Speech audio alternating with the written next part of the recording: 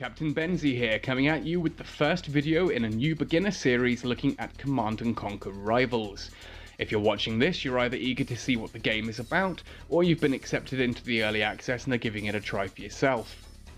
Today I'm going to be covering the absolute basics, so if you've been playing for more than a few hours, you'll probably know most of this already. Now, I'm not going to cover any gameplay footage in this video. As I said, this is the absolute basics, and I'm assuming only that you've opened the game, played the tutorial, and are now looking at all these menus and wondering where to go next, what everything is, and are keen for some ideas on how to get ahead. So here we are on the landing screen. In the bottom left, you can see my current player level, which is based on the total amount of medals I have. In the middle, we have the two factions, the GDI and the Brotherhood of Nod, and what league I'm in for each. Again, this is based on the amount of medals I have, kind of like a rank. From here we have two menus, so we'll look at the left one first, just as these options aren't as important as the top one, and we can go through it quite quickly. Now at the top we have the leaderboard. If you're keen to currently see who's number one, this is where you'll find out.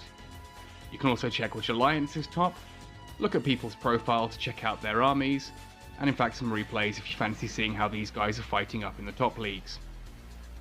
Below this is the friends list. At this point it's pretty skeletal. You can add people and they appear in your CNC TV, which we'll come to later, but do note that you can link your email if you fancy a few free diamonds, which is worth doing if you're happy to give that information. Third, we have the battle log, where you can view and edit your own profile and view your recent replays. This is a great way to see what went wrong in a recent game that you lost, or to analyse how your opponents are responding to your strategies. Fourth is the inbox. This is where you'll get news on the latest patches, links to surveys, that kind of thing. Worth checking back just to see what's going on sometimes. Finally, at the bottom, we have the settings menu. Now this is all pretty explanatory, so let's move on to the real stuff. The top menu. The first of these is the upgrade menu. Outside of matches, you'll probably spend most of your time here going over your units, reading and studying their abilities, strengths and weaknesses, and choosing which ones you want to upgrade. Of course, they're not all immediately available. You'll unlock new units as you progress and your player level increases. The Mammoth tank here, for example, will only unlock at level 15. So let's actually look at upgrading a unit. Now, I'm sure you'll remember from the tutorial that every unit has to be trained 3 times before it can be promoted to the next level. But is it worth it? Let's actually have a look at some figures. Now you can see a unit or commander's stats by tapping on its card. Do remember that the game is still currently in alpha, so some of these stats aren't 100% accurate, but it does give us a good idea. Here we can see that training the unit once will increase its health by 11, and its DPS, or damage per second, by about 1.9.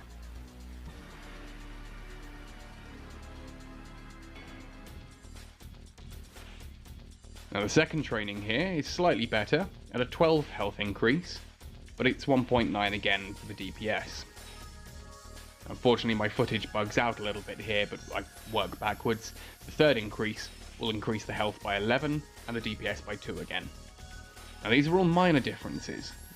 However, the promotion is significantly larger. If you look at these figures here, that's an increase of 80 to the health and DPS by 13.3. That's a massive difference, in this case about 8 times larger to promote the unit than each individual training within level 5.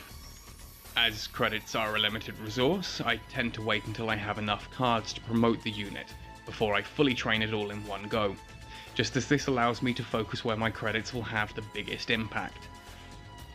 I also tend to get my commanders leveled up first, as increasing your commander's level will increase your base health points and your harvester's health, but that's just me. So how do we get credits to train and cards to promote? Well, there are several ways. Firstly, the Bounties tab. Now each bounty completed rewards a certain amount of credits. The amount of credits increases with your player level, and increases the reward bar here on the right of the screen. If you complete 5 bounties, you'll earn a rare crate and reset the bounty timer. If you don't like a bounty, you can also randomly replace it for 1 fuel canister. Whilst we're here, let's look at what I get in this crate. So some credits, Some Rhino cards. Buggy cards. Oh, and that's enough to promote them. Some more Disruptor cards. Aha, and a Tick Tank Epic card. As you can see, crates are important to progressing, but we will cover more on crates and fuel later. Now the next tab along the top is the Alliance tab. In Rivals, alliances are more than social, though that's a great aspect to being part of one. You can share replays and watch other Alliance members' replays here. But we are talking about cards, so let's look at how alliances benefit us in that way. In an alliance, you can request cards and donate to other requests for credits. Make sure to request frequently and to donate when you can too. There's a limit to how many cards you can be donated, so do take that into consideration. For example, I can currently receive 3 rare cards per request, or 30 common cards, and each player in my alliance has a donation limit, currently 1 rare or 6 common cards to me. Now there are more direct ways to get cards and credits of course, and you'll be able to find these over here in the final tab, the shop. Now the first tab that I'll touch on in the shop here is the daily cards. These are purchased using credits and change daily, hence their name. You get a randomized selection of common, rare and epic cards, 1 of each for GDI and Nod. 5 common cards will cost you 150 credits, 2 rare cards will cost 600, and a single epic is worth 3000. They may be worth grabbing in a pinch, but I'd certainly prioritise unlocking any new units if they become available, as choice is always good. Now we've touched on crates, but you can buy these directly in with diamonds. The GDI and Nod crates contain exclusively cards for that faction, but the Colossal crate here contains random cards for both factions. Remember that you can only get cards for units that you're at the correct level to unlock. You can't find Mammoth tanks in crates until you're level 15. As you can see, these crates are purchasable with diamonds. You can find diamonds in crates, or you can purchase them directly under the currency tab for real world money. You can also spend diamonds on credits if you really need some, but I do recommend trying to get your credits through mainly gameplay, as diamonds are so rare. On the subject of crates, let's jump back to the front page. Now every 12 hours you get a free crate shown here in the bottom right. It's completely free, which makes it worth just opening the app quickly to grab when you can. You can also request convoys using fuel. You earn fuel from playing matches. Since update 1.1, a loss earns you a full tank, but a win now earns 2 tanks and you can store up to 10. Convoys bring you a random quality crate from common all the way up to epic. They'll each take 7 hours to arrive unassisted, but you can use another fuel can to drop this by 4 hours. You can also use diamonds to rush the convoy instantly. The amount of diamonds required is based on the remaining time left. Now the last thing to look at along the top menu here is the Network tab. Now this tab is actually really useful for progressing, and if you know how to use it. When you load it up, you'll get a list of fun stats on the left, and the right is kind of like a social media list for your friends. You can see their recent upgrades, wins, unlocks and replays, which is why friending people outside of your alliance is still quite useful. The Command & Conquer TV part here though is the most useful, I'd argue. Here you can search through other people's replays. If you're struggling in a particular league, you can check out what most people in that league are running and plan accordingly.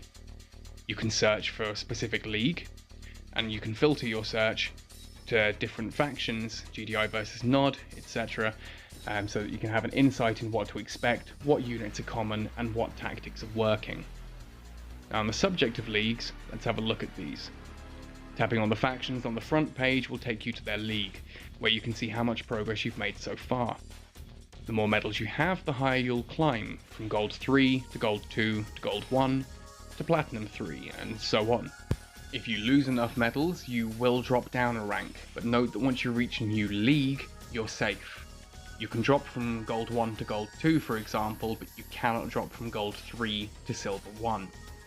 You can also edit your army on this screen, and of course, sign yourself up for a new battle. Well, that about wraps it up for this video, and I do hope that that proves useful if you're new to Command & Conquer Rivals. Our alliance, We Are Nivmet, is open for new players, so if you fancy being around a friendly crew of people happy to help new players learn, do feel free to come and join us. Anyways, if you liked this video, please do give it a thumbs up, and maybe toss me a subscribe if you want to see more. Happy sailing, and I'll hopefully see you on the battlefield.